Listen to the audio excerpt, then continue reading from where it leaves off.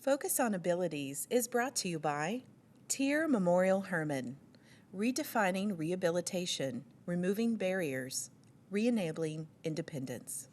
In the ILRU Southwest ADA Center, promoting compliance with the Americans with Disabilities Act. Welcome to Focus on Abilities, a program about issues affecting the lives of people with disabilities. I'm Lex Frieden. I'm professor at the University of Texas Health Science Center at Houston, and I direct the Independent Living Research Utilization Program at Tier Memorial Hermann. I'll be your host for today's program, and we have an interesting guest. But before I introduce him, I want to ask you a question, one that we'll answer before the end of today's program. Question is this: how many years has the U.S. Equal Employment Opportunity Commission been enforcing and advocating for the rights of employees? We'll answer that question before the end of today's program. Now please stay tuned. We'll be right back with our guest.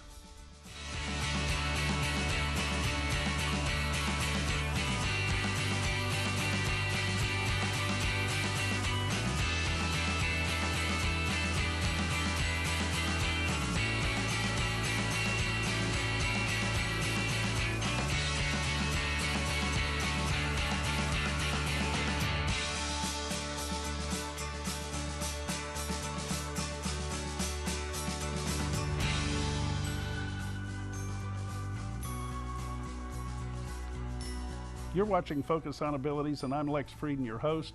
Today we have Joe Bontke from the U.S. Equal Employment Opportunity Commission as our guest. Joe, thanks for being on Focus today. Thank you, Lex. It's great to be here. Now, Joe, you are an EEOC official, a public official in some respects. Your job is outreach. What does that mean?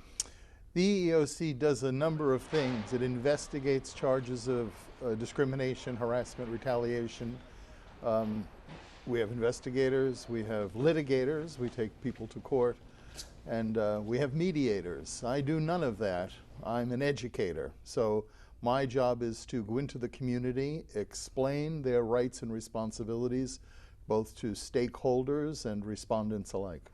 So you actually are, really a large part of your job is keeping people out of enforcement-related matters. In essence, yes. Well, I do shake the bushes at times to uncover unlawful discrimination and bring people in or direct them into our intake unit, but the main effort is prevention. So you're teaching employees about their rights and employers about the laws that they have to abide by.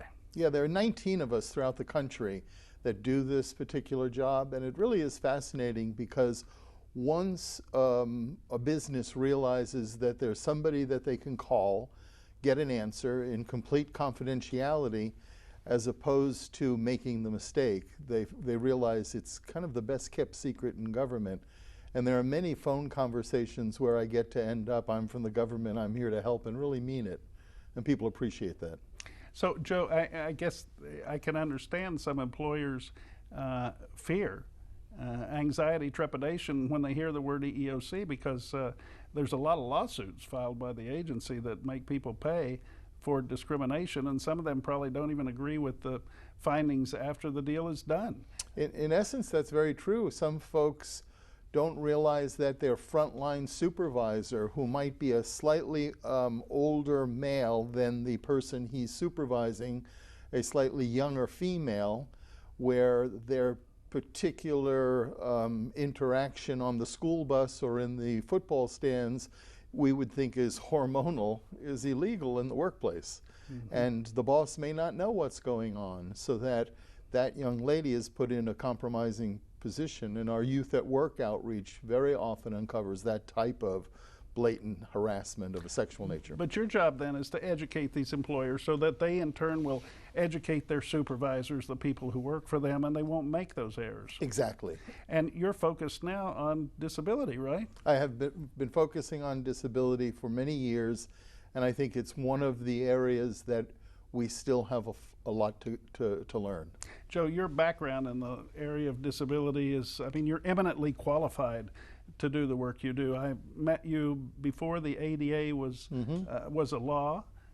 Your sister happened to be a medical doctor at TIER, and she had a disability. You grew up with disability in your family. You were an advocate from the time you could probably barely walk. That's right. And then you went to high school, you graduated, you went to college, still an advocate.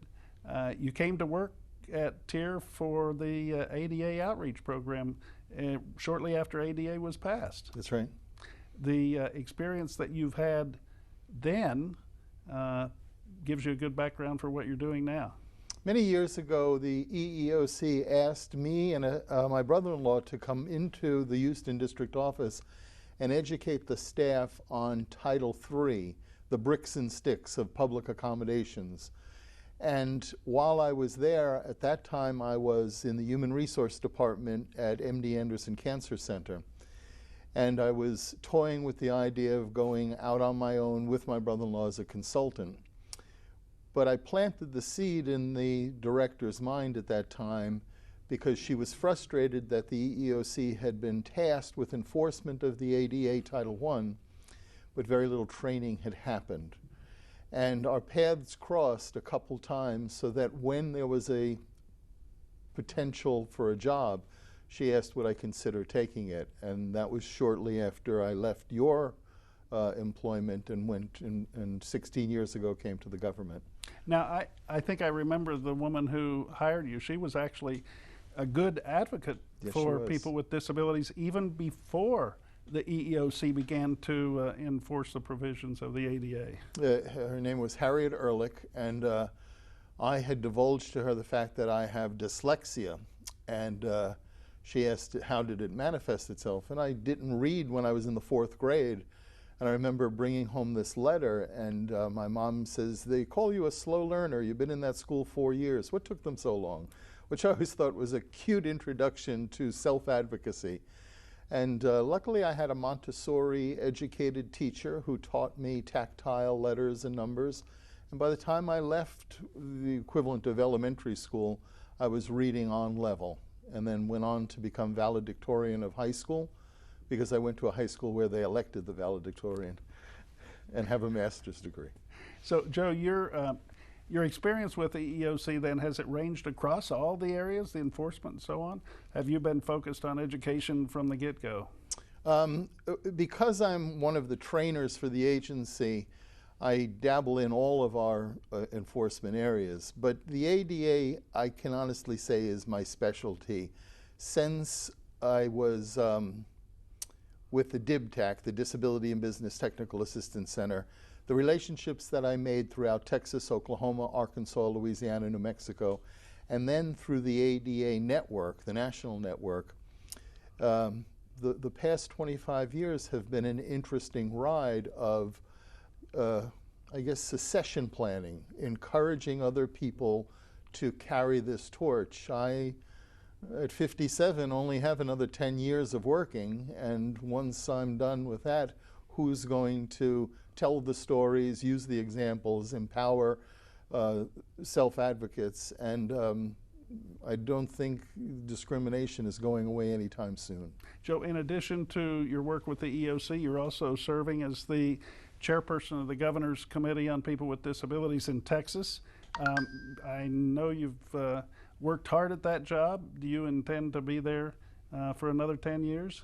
Well, I serve at the pleasure of the governor, and that's about to change. So we will see mid-January what the new governor has in store for me. All right. Well, I want to visit with you more about what your plans are going forward, but I also want to inquire from you about the changes you've observed in the environment, the social environment and the physical environment, since the ADA was passed and signed in 1990. I'll be right back to you, and if you all will stay tuned, we'll have more of Joe Bontke here, so keep watching Focus on Abilities.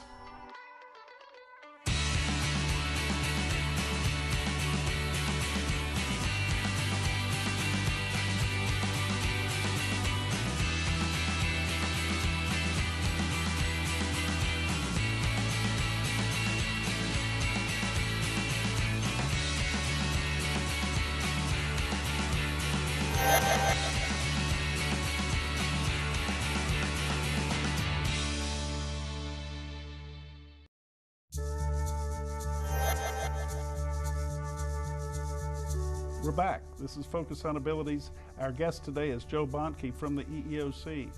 Joe, you have been working in the area of disability as an advocate and as a professional for 25 years, I guess, longer than that if you add the advocacy days. You've seen a lot of changes. Perhaps the most significant change occurred when the ADA was signed. Would you agree with that? I believe so. When it was first out of the gate in 1990, there was a tremendous amount of confusion. And I remember an advertisement here in Houston running on the radio. The ADA will affect all hiring and firing. One mistake can put your business out of business. So hire this consulting firm to help you. And I thought, that's not the intent of this piece of civil rights legislation. It was more of an inclusion, a fairer playing field. And the tack that I took very early on was to put your arm around somebody and walk them to compliance and show how this is cheap and easy, this is the right thing to do, this is inviting more customers in, inviting more potential employees in. And it seems to have worked somewhat. Joe, in testimony before the ADA was passed, we heard from a lot of large businesses like at the time Southwestern Bell, which is now AT&T.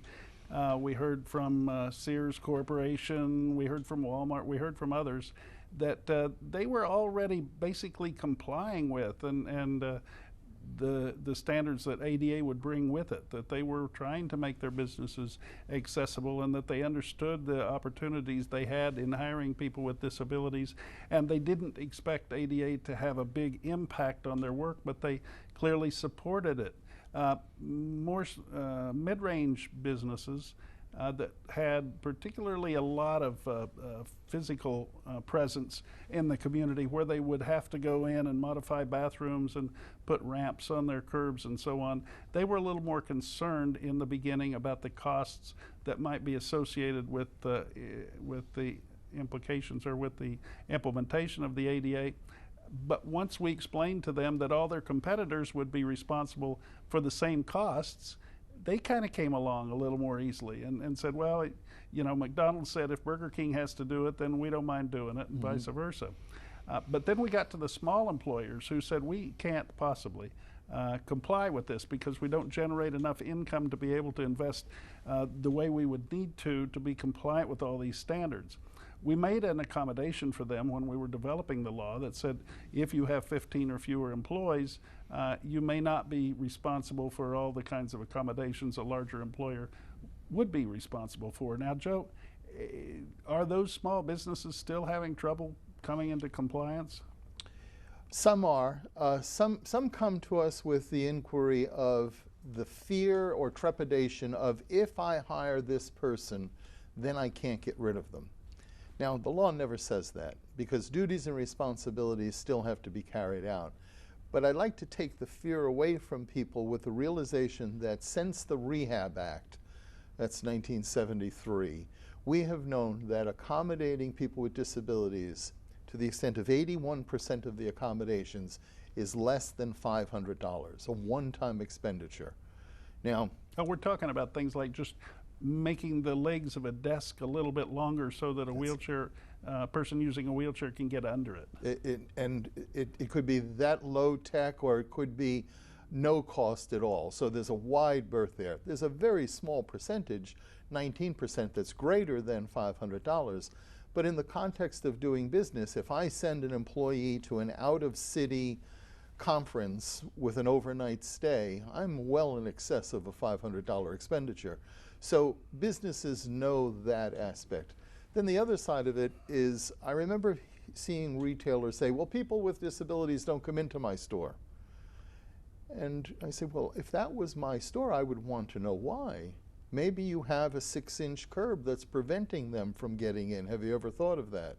Oh, maybe, you know, or maybe the stacks are too close together, or maybe the personnel aren't friendly when they greet people they're not accustomed to seeing, and so on. So we learned very early on that barriers are architectural, communicative, transportative, but the biggest is attitudinal.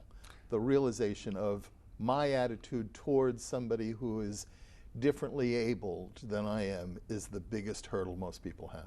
Joe, was that your assessment early on? Or early on, did you think maybe the physical barriers would be a greater challenge? I think the fear of grab bars, bathrooms, turning radius was all-consuming for some people. But the architectural community embraced this, and they realized every retrofit, every build-out, every new construction, this will be easy to do because you only have to do it once. And strangely enough, the advent of the rolly bag, you know, we were carrying luggage long before that, and then curb cuts happened. And all of a sudden, we put wheels on suitcases. And then any time you go to a luggage claim now, there isn't one without wheels on it. I think that's an ADA issue. And the reality is we removed the curbs, which made it easier to transfer things by wheeling them. Well, I guess the other example that people frequently use has to do with people who are hearing impaired or deaf. And the ADA provided that deaf people should have access to media. And they began to caption television programs. And now when you go to a bar or a restaurant or a club and they have a television screen, the volume's typically not turned up really high, but you do have the captioning so that you can see what's going on. Sporting events in particular, people love the captioning. I've seen people when I've visited them in their home, they have the volume down on the TV, but they're watching because they have it captioned. And all these people are not advocating for it because they're deaf. They're simply advocating for it because it makes sense. It's a convenience. It helps everybody. Yeah. Educators have told me that the classroom that has the sign language interpreter of the students do better. Not just the hearing impaired students. Collectively, the students do better. Go figure. You know, why is that? Is the teacher conscious and speaking slower, more deliberately, or do they realize that that interpreter is costing some money? We better pay attention. I don't know, but educators put a note on that. It's interesting. So, Joe, you believe now that the greatest barriers to overcome with respect to disability integration have to do with communication and attitudes. I really believe so, because any of us can be welcomed into the community of people with disabilities with a life-altering diagnosis or, God forbid, an accident on the way home.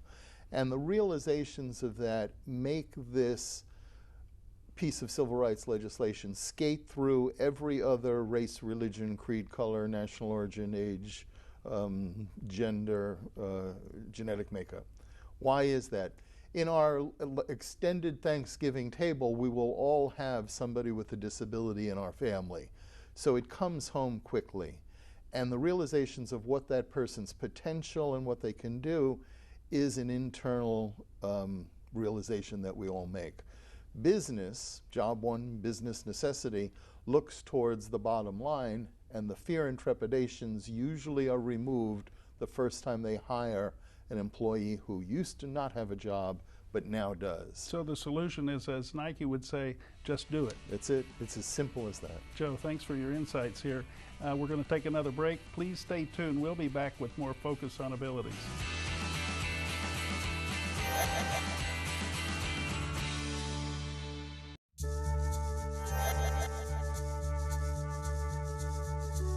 You're watching Focus on Abilities. I'm Lex Frieden. Our guest today is Joe Bontke. Joe, the ADA has obviously achieved a lot, but there must be much more to do. I guess employment must be at the top of the list of to-dos, right? I think your self-worth comes with what you do for a living. And very often we struggle with the notion that here's this law established in 1990, and then it went off into the courts. And the courts, good, bad, or indifferent, filleted the law so that if somebody was an amputee and they were protected under the ADA, the definitions of a physical or mental impairment substantially limiting a major life activity, walking. And the court said, well, now you have a prosthetic limb, you can walk, you're no longer protected under the law.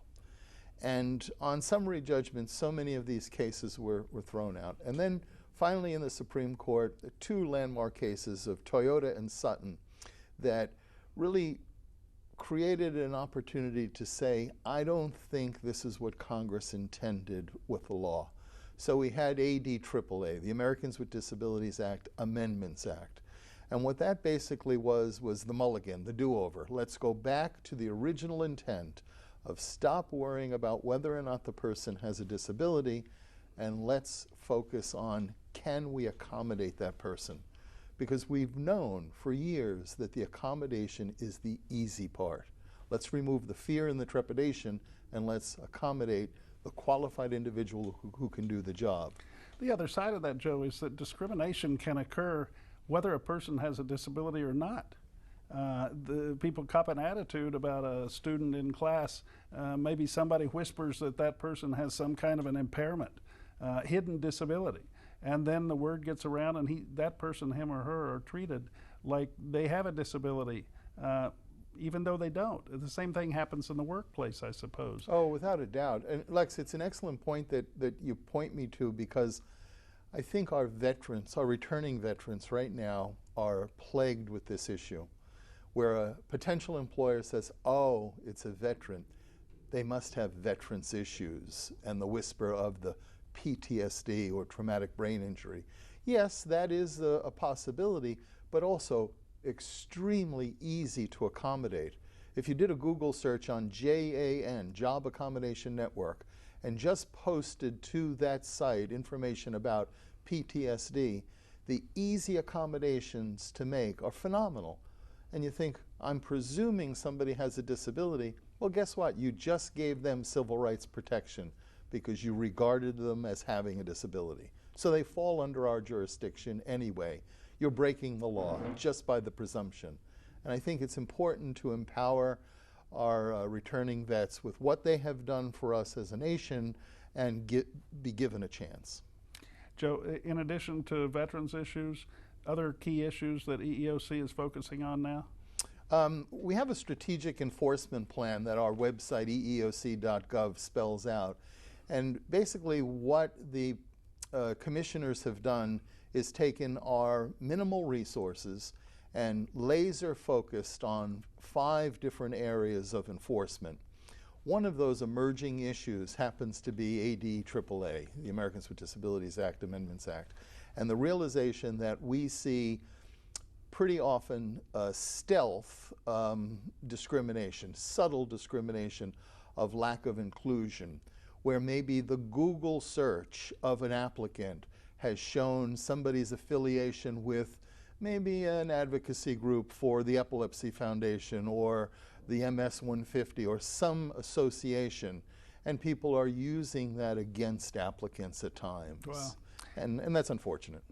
Joe, at the beginning of the program, we asked the question, how many years has the ADA, not the ADA, but the EEOC been enforcing the rights of employees, not just people with disabilities, but I guess the 50th anniversary of the EEOC is being celebrated this year. Yes, it is. We're 50 years old this year. Anything special you're doing for the birthday, Joe? We are, as a matter of fact. A little known fact is during the Johnson administration, he had the very first EEOC field office here in Texas, in Austin, in the federal building there. And we're gathering up some of those employees to do something like a StoryCorps interview on how they see the civil rights protection, particularly of Title VII, which began in 1964.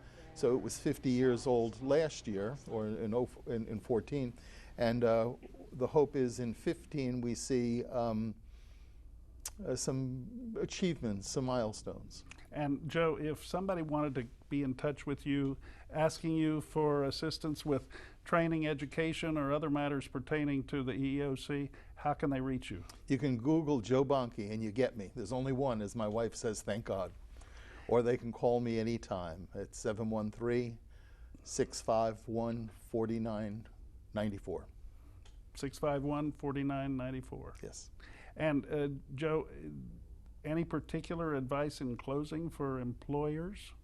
I think employers need to do the right thing, hire the most qualified individual, and realize if they don't work, you progressively discipline them with regard to better training, like you would anyone. If you were hiring your sister-in-law, you treat employees as you would want to be treated. And I think we will eventually see a lessening of discrimination, harassment, and retaliation. And people who are people with disabilities or who have other minority status that feel like they've been discriminated against in employment should be in touch with the EOC, right? We would hope so. 1-800-9494 ADA is the resource center, or our number 1-800-669-4000. Good numbers to know. And people don't necessarily generate a lawsuit when they file a complaint. I mean, the EEOC tries to resolve these matters in a peaceful and friendly way first, right? Oh, we work long and hard to mediate or conciliate a solution before we litigate. And it's less than 1% of the time we take people to court. Joe, just on behalf of many, many people whom you have met, worked with, and now whom you serve, I can't thank you enough for the commitment that you've made to ensuring improved quality of life, but in addition to that, employment opportunities for people with disabilities. Thank you, Lex. And you'll come back again and visit? I would love to. Maybe on the 100th anniversary of the EEOC. I'll be retired then, but we'll see. Okay. Thank you, Joe. Thank you all for watching Focus on Abilities. We'll be right back with some closing comments.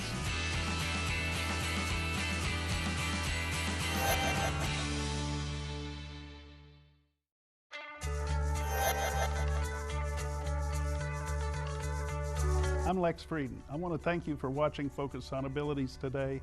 It's a program that we produce with HTV HD in Houston, and we try to address issues that people are interested in that relate to folks with disabilities. Today we've had the chance to visit with Joe Bontke from the US EEOC about employment discrimination. Employment opportunities for people with disabilities need to be increased. The employment rate of people with disabilities is less than 20%. I mean, the unemployment rate is 80%. Can you imagine that? We'd be up in arms if that was the general population. In fact, our economy would be shot. We need to look for ways to promote employment for people with disabilities, and non-discrimination clearly is an act that we need to engage in. We need to give people the opportunity to be judged on their abilities, not their disabilities. That's why we call this program Focus on Abilities. I want to thank you all for watching. If you have questions about the ADA, please feel free to call the 800 line, 800-949-4232. And the folks at that number will be glad to help you learn about the provisions of the Americans with Disabilities Act. We appreciate you watching the show today. We hope you'll tune in next time as we present Focus on Abilities. Thank you.